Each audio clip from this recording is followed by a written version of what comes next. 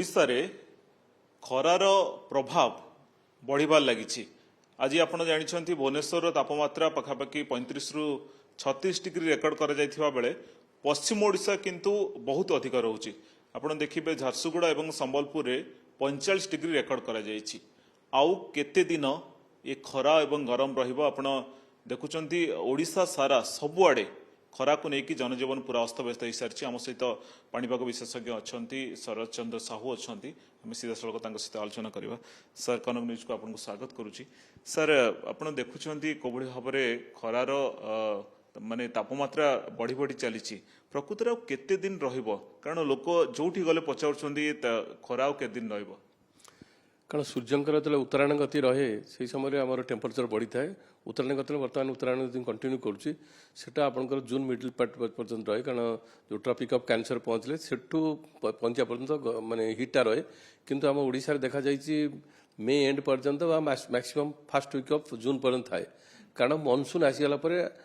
जदिओ तार किसी समय नर्दली मोड थाए किंतु आते फेवर करे ना वायुमंडल जलीय बाष्प प्राय 90% ह्यूमिडिटी रहे आउ समय समय वर्षा हुए तापर कि मे एंड पर्यंत रहे केतल को वर्ष मानक जून फर्स्ट वीक मैक्सिमम 10 तारीख पर्यंत रही थाए किंतु ए वर्ष देखा जाइए से नर्दली मुवमेंट पर सूर्यंकर किरण भी प्रखर रोचे प्लस आकाश मेघमुक्त रही। आकाश मेघ तो दिन बेला आकाश मेघमुक्त रही जहाँफल कि टेम्परेचर फेवर करुच्ची बढ़ापी किंतु ये जो लोकाली आम जो टेम्परेचर बढ़ुची से मैक्सिमम 41-42 डिग्री पर्यंत जापे किंतु आमर उत्तर पश्चिम दिगु विंड फ्लो आसु उत्तर पश्चिम कहले दिल्ली राजस्थान सेपट साइड विंडटा आसूची उत्तर पश्चिम आड़ू सेठी हिट्र प्रभाव रही सेठू जो आसूची पवनटा सी सहित जो हिट्र एयरटा नहीं आसूची धीरे धीरे मध्य प्रदेश जो रोचे विराट स्थल भाग रोचे ओडिशा उत्तर पश्चिम भारत नहीं से भी किसी हिट अब्जर्व करुच्ची सॉइल रु माने माटी रू कारण माटी सब तो वर्षा होनी माटी तो सुखा रोचे से हिट अब्जर्व करुच्ची ओडिशा आसला बेलू तार आहरी 3 ରୁ 4 डिग्री बढ़ी जाऊँगी टेम्परेचर जोटा आम लोकाल हवा कथा टेम्परेचर जी सूर्यंकर प्रभाव में आहरी आमर 4 डिग्री बढ़ी जाऊँगी जहाँपर सेटार प्रभाव अधिक आपंकर आभ्यंतरण ओडिशा पड़ुची उपकूल ओडिशा पड़नी कारण उपकूल ओडिशा समुद्र कूल थी सी ब्रिज प्रभाव रोचे सामुद्रिक पवन प्रभाव। सर आप तो देखुं भुवनेश्वर आज 35 ରୁ 36 अच्छी किंतु आप देखिए संबलपुर 45 डिग्री अच्छी पूरा 10 डिग्री तफात रोचे। हाँ कारण आमर सी ब्रिजटा मैक्सिमम अनुगुल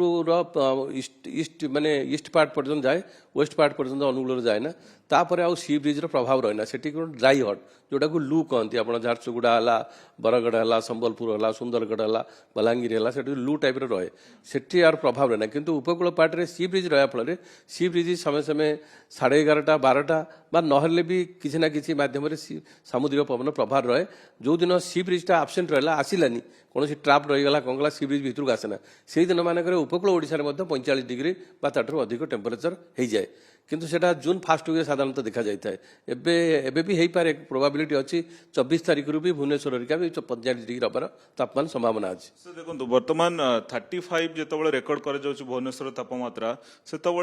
लोकों को अनुभव होउची कि 50 डिग्री 60 डिग्री अनुभव होउची आर्द्रता बढ़ी रोचे। सर यार कारण कौन कारण सी ब्रिज जोटा आसूची से तो सेटा जलीय बाष्प भरा पवन रोचे ये जो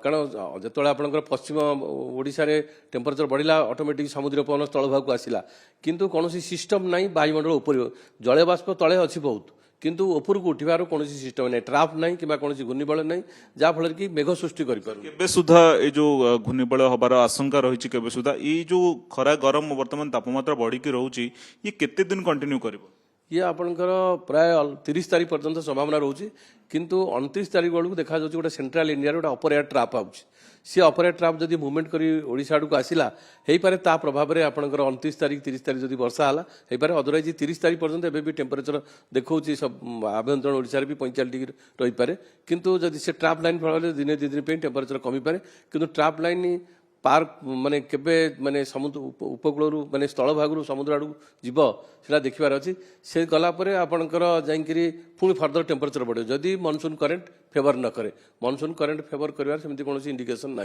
प्राय 5-6 तारीख पर्यंत मनसून माने अनसेट हबार ओडिशा रे संभावना ना।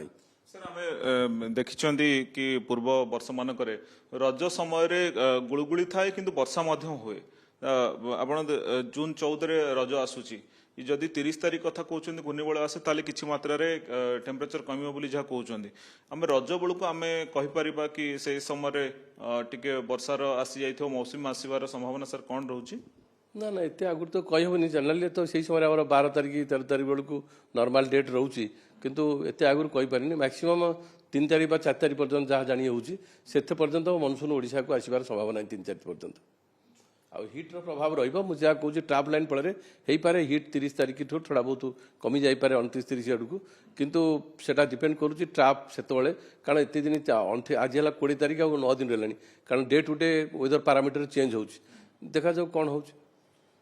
ଯାହା ଶ୍ରୀତ ସାହୁ କହୁଥିଲେ କି ଯଦି 30 ତାରିଖ ସୁଦ୍ଧା ଯଦି ଟ୍ରାପ୍ ହୁଏ ତାହେଲେ ଟେମ୍ପରେଚର କିଛି ମାତ୍ରାରେ କମିବ ନଚେତ ଇଏ ଯୋଉଭଳି ଭାବେ ବର୍ତ୍ତମାନ ସୁଦ୍ଧା ତାପମାତ୍ରା ଅଛି ଓଡ଼ିଶାରେ ପାଖାପାଖି ପୁରା 10 ଦିନ ଏଇଭଳି ସ୍ଥିତି ଜାରି ରହିବ ବୋଲି ଯାହା ଶ୍ରୀତ ସାହୁ କହୁଥିଲେ। ଭୁବନେଶ୍ୱର କ୍ୟାମ୍ପସ୍ ଅଜୟଙ୍କ ସହ ସୋମନାଥ ପରିଡ଼ା କନକ ନ୍ୟୁଜ୍।